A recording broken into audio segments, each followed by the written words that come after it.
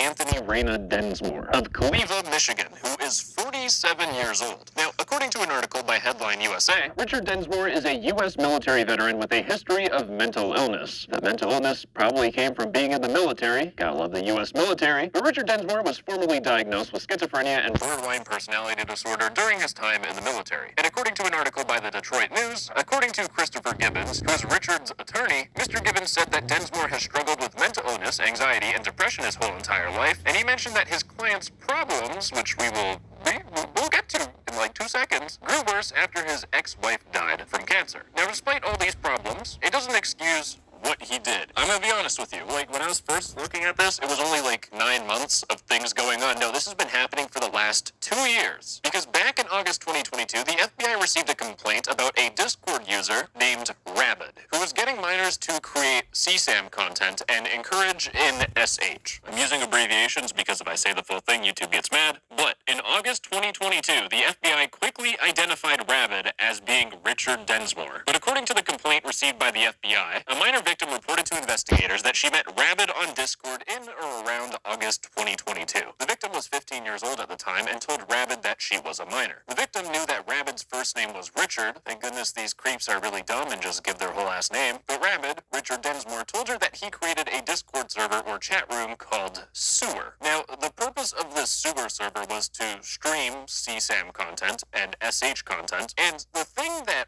Richard Densmore did is that he told the girl victim to solicit people to stream content on his Discord server Sewer. And the girl victim streamed a video of herself on Sewer where she inserted an ice cube up there. So not only is this Richard guy getting victims, but he's getting his victims to find other victims to stream content on his disgusting Discord server. And that's what was found by the FBI. And in fact, the FBI executed a search warrant on Densmore's home last February, so February 2023, that far back. And during that search warrant, they found CSAM content. And for some reason, Densmore was a free man for another 11 months. There's a reason why I don't cover a lot of this stuff all the time, because when you read something like this, you just question reality. But fortunately, things actually do end up in a positive direction. Remember, he does end up in jail. That's how we got this photo of him. But then at the start of the year, the investigators executed a second search warrant on his home. And after finishing that search warrant, they found 2 cell phones hidden in an air vent in his bedroom. And you can only assume what's on those cell phones, considering he's hiding it in an air vent. And fortunately, this did actually result in an arrest. Things were going downhill, but he's finally been arrested. And then the week after he's arrested, on Monday, on his preliminary hearing, prosecutors, the people trying to put Richard Densmore behind bars, argued that he should be held in pretrial detention because he demonstrated violent proclivities. And what they mean by violent proclivities actually refers to what's above. When they went through those cell phones, they didn't fully analyze them, but they found images on one of the phones that included a girl with Rabid, his Discord username, written on her forehead. I'm just going to say it now, a 47-year-old getting a person to write their Discord username on their forehead is already an indicator on how mentally far gone this dude is. But then there's also images of cutting, specifically an image where someone cut the letter R for Rabid or Richard into a young woman's chest. So at this point, it's pretty clear to see that this guy is definitely in the violent category. He has CSAM content on his phone, he has photos of people hurting themselves, and he also has guns, ammo, and other weapons in his house. Now, this might be a hot take, but I would probably put this guy in pre-trial detention so he doesn't,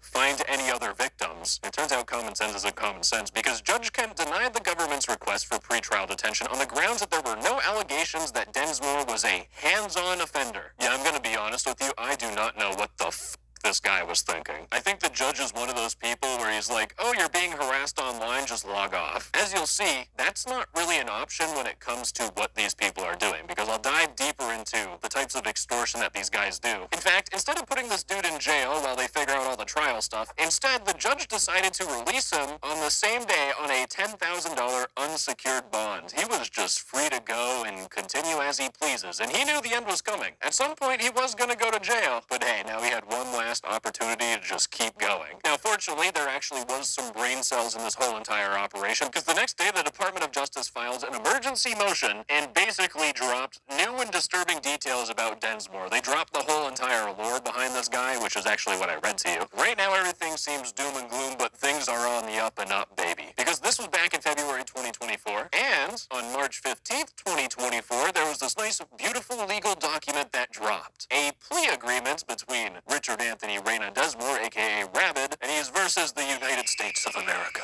Now, the thing with this plea agreement is that if they convince Richard to sign this plea agreement, they can fast forward the whole entire legal process and put this guy behind bars a lot quicker. Now, in this plea deal, if Richard signed the plea deal, he would basically be admitting that he is guilty to the following events. And this should be a really good case for you to pay attention to the connections you're making on Discord, because everything can be used against you. So on September 29th, defendant Richard sent a message to a minor whose name is anonymized to Jane Doe, asking for a request. Now, in the plea deal, they point out that prior to September 29th, when this event happened, Richard was informed that the lady that he's talking to is a minor under the age of 18. And what he asked Jane Doe to do, the minor, is to send him an image of her chest with his username Rabid written on them. This is something stupid that I would expect from like a young adult who's never talked to a woman before. This is a 47-year-old man. And considering that the person who is supposed to write on their chest is a f***ing minor, this predator is completely f***ed.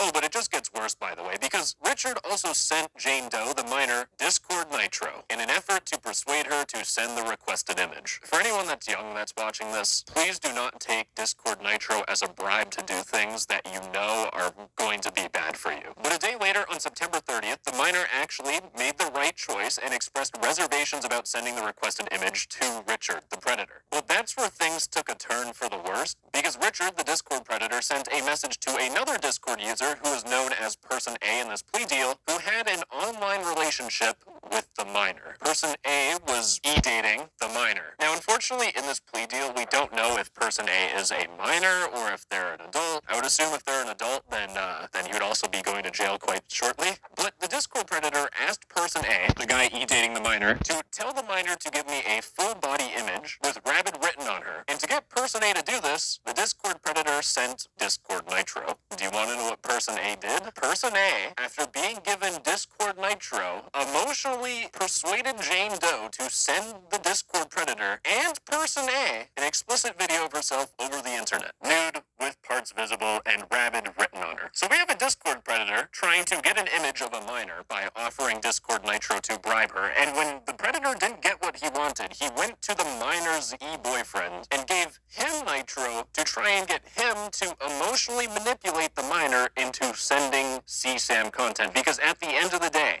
this is CP. And the unfortunate thing is that having another person in the situation, Person A, is actually not something that's atypical in this case. In fact, it's just a hint on what's so up with this whole entire thing. But anyways, if you scroll down to the bottom of the plea deal, you see Richard Anthony Reyna Densmore signing away the plea deal and eventually making things move faster so he gets put behind bars. And according to an article by the Detroit News on July 19, 2024, Densmore is scheduled to be sentenced on November 7th. And well, look at that, ladies and gentlemen. It do be past November 7th. And what has happened to Richard Densmore? Well, considering we're looking at this photo, there's a pretty good hint of what's going on. I'm going to jail! Now here's the thing. The way that this showed up on my radar was actually when I was looking at the Department of Justice looking at their press releases, and there's a press release, and this is where we get into the deep